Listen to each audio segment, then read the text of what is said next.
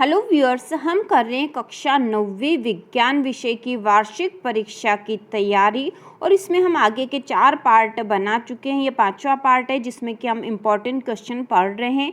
तो शुरू करते हैं। यदि आपने आगे वाले पार्ट नहीं देखे हो तो डिस्क्रिप्शन में लिंक दे रखे जिसमें से आप देख सकते हो। इसके साथ ही वैकल्पिक प्रश्न मतलब 1-1 नंबर वाले प्रश्नों के वीडियो भी उपलब्ध है। आप आसानी से देख के उन्हें याद कर सकते हो और अपनी वार्षिक परीक्षा की तैयारी अच्छे से कर सकते हो। तो शुरू करते हैं। तो प्रश्न है, गुरुत्वीय त्वरण किसे कहते हैं? इसके लिए सूत्र स्थापित कीजिए। तो हम प्रश्न बैंक के अनुसार याद करेंगे और प्रश्न बैंक में प्रश्न है, गुरुत्वीय त्वरण से आप क्या समझते हो? और अध्याय 10 का, और इसमें से 2 नंबर का ही एक प्रश्न आएगा। तो 2 नंबर के लिए इतना ही प्रश्न याद करेंगे हम। गुरुत्वीय त्वरण से आप क्या समझते हैं? तो इसका उत्तर है, जब कोई भी वस्तु मुक्त रूप से पृथ्वी की ओर गिरती है तो पृथ्वी के गुरुत्वीय बल के कारण एक त्वरण कार्य करता है जिससे इसका वेग लगातार बढ़ता है। गुरुत्वीय बल के कारण उत्पन्न इस त्वरण को गुरुत्वीय त्वरण कहते हैं और इसे जी से प्रदर्शित करते हैं। एक बार फिर से हम इसे समझ लेंगे। जब कोई भी वस्तु मुक्त रूप से पृथ्वी की ओर गिरती है तो पृथ्वी के गुरुत्वीय बल के कारण एक त्वरण कार्य करता है जिससे इसका वेग लगातार बढ़ता है। गुरुत्वीय बल के कारण उत्पन्न इस त्वरण को गुरुत्वीय त्वरण कहते हैं और इसे जी से प्रदर्शित करते हैं।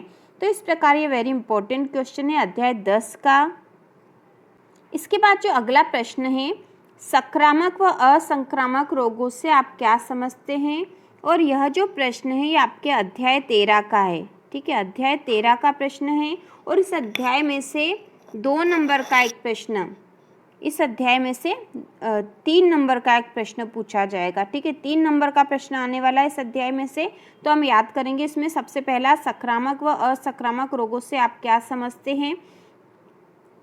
और उदाहरण भी देना है हमें इसका। तो प्रश्न है, संक्रामक और असंक्रामक रोगों में अंतर लिखिए और एक उदाहरण भी लिखिए। प्रश्न बैंक में इस तरह का प्रश्न दे रखा है, संक्रामक और असंक्रामक रोगों में अंतर। ठीक है, अंतर पूछा और उदाहरण पूछा है।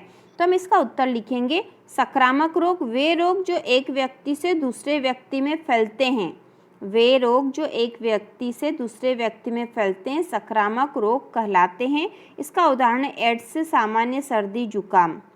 इसके बाद अगला है असंक्रामक रोग। तो वे रोग जो एक व्यक्ति से दूसरे व्यक्ति में नहीं फैलते हैं असंक्रामक रोग कहलाते हैं। उदाहरण है इसका कैंसर और हृदयघात। इसके बाद अगला प्रश्न है, रोग फैलने के कौन से कारक है? हमें यहाँ कारक बताने हैं रोग फैलने के कारक। तो इसका उत्तर होगा संदूषित जल का सेवन, संदूषित खाद्य पदार्थों के द्वारा, रोगाणुओं के द्वारा और गंदगी के द्वारा।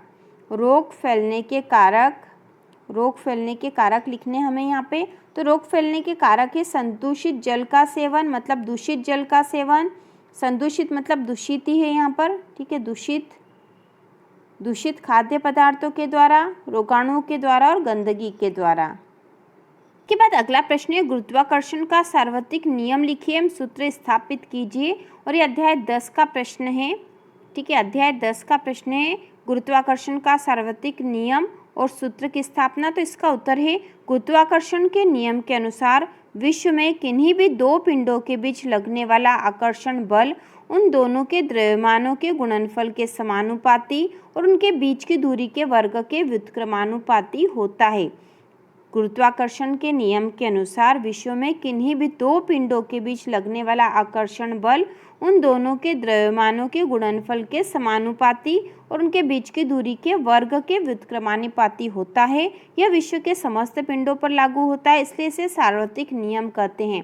तो यहाँ पर एक प्रश्न यह भी था कि गुरुत्वाकर्षण नियम को सार्वत्रिक नियम क्यों कहते हैं? ठीक है, सार्वत्रिक नियम क्यों कहते हैं? तो उसका उत्तर भी यही आएगा, यहाँ से यहाँ तक उत्तर आएगा। गुरुत्वाकर्षण के नियम को सार्वत्रिक नियम क्यों कहते हैं, यह भी आपके प्रश्न बैंक में एक प्रश्न दे रखा है।